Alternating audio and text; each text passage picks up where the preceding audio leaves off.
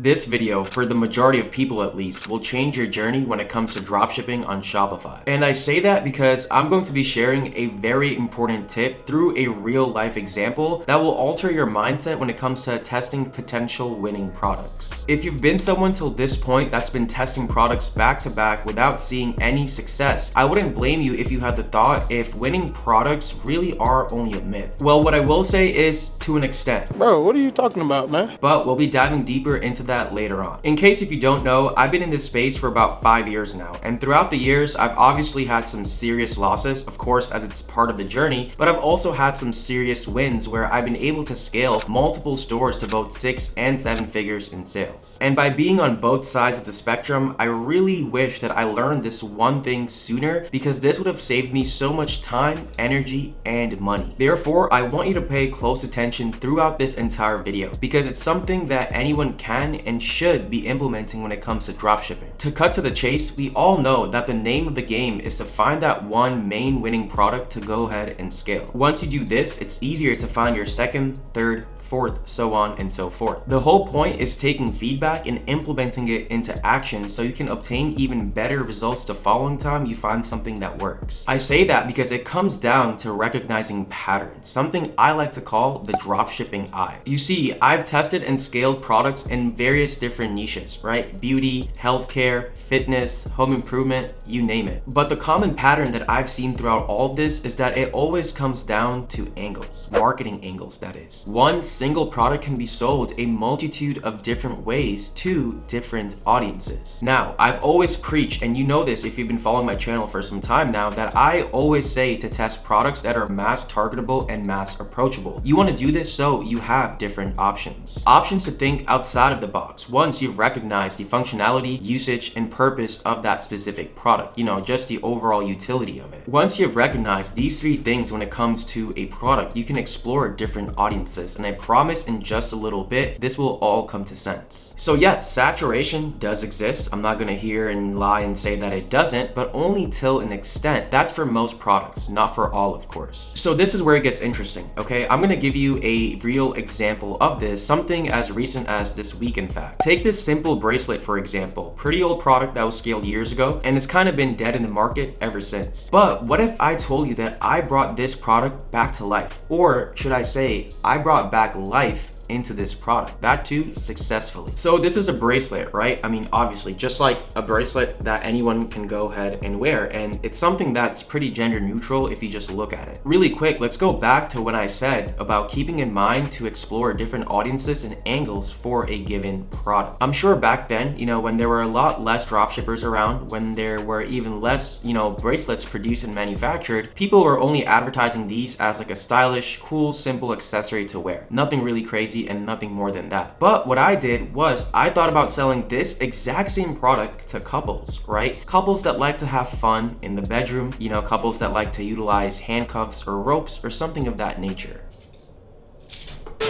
This may or may not make you feel comfortable, but that's besides the point. What I'm saying is that you have to start thinking like a digital marketer. Don't only put yourselves in the shoes of your potential customers, but more than that, think of how a product can be altered to appeal to a specific audience. What this will do is open up a brand new untapped market that is out there that you can go ahead and sell to. And what do you know? This is exactly what I did for this simple product. I can almost guarantee you that if I simply sold it how advertisers, how dropshippers sold it years ago, it probably would have flopped. So just to prove that this is day 1 of literally testing this bracelet, right? We did obviously $150 in sales, about a $14 AOV. This is a lower ticket product, but now my goal is on how to optimize the store a little bit better, right? How to really raise that conversion rate, how to raise the order average value, so on and so forth. But what I wanted to do is establish that proof of concept initially through TikTok ads, and that is exactly what I did. And of course, we were profitable for about 10, 20, 30 bucks the first day, but that is really all you need to go ahead and validate a product in the market. So obviously I'm going to go ahead and play my cards out right and try to scale this as much as possible, potentially, you know, turn this into a niche store and even add other products within it. All right, camera died, but we're back.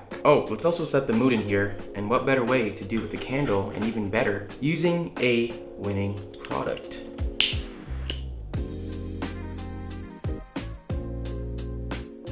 Come on.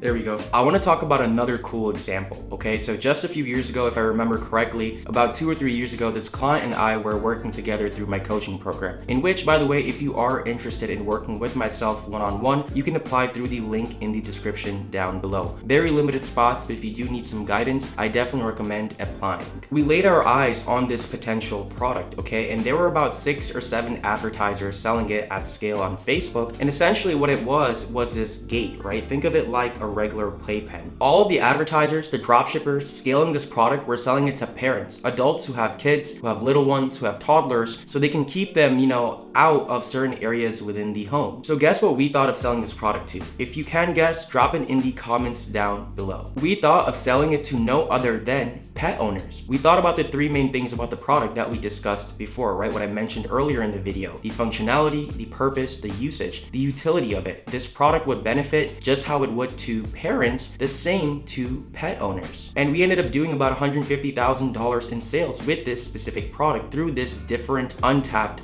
market, through this new whole angle that we created around it. I'm not too sure if I still have the screenshot, but I'll put it somewhere on the screen if I still do, of the sales. I want you to remember that most dropshippers are just dropshippers, right? That they're super lazy. Doing this will help you stand out and, more importantly, find that success in half the time. So the next time you land upon an interesting product, a potential product that you want to go ahead and test, think about this. Spend some time and think about the different approaches, angles, and audiences that you can take with that specific product. Keep in mind to also find, broad products that will allow you to do this, of course. The broader the product, the more, angles and approaches you can take within it. I can say that you won't be able to do this for all the products. I'd be lying if I said that, but for at least half the products, you can definitely do this. Sometimes a specific product won't allow you to do it because it's really been just milked out when it comes to all angles. For example, this back posture corrector, it's a combined 9-figure product in the industry that has been tapped into when it comes to all types of different angles. And sometimes due to the specific nature of the product, it just won't allow you to do so. Do me a favor, do yourself a favor, slow down and start implementing this from today, because it is absolutely a game changer. Don't be focused on achieving those sexy Shopify dashboards and screenshots to flaunt, okay?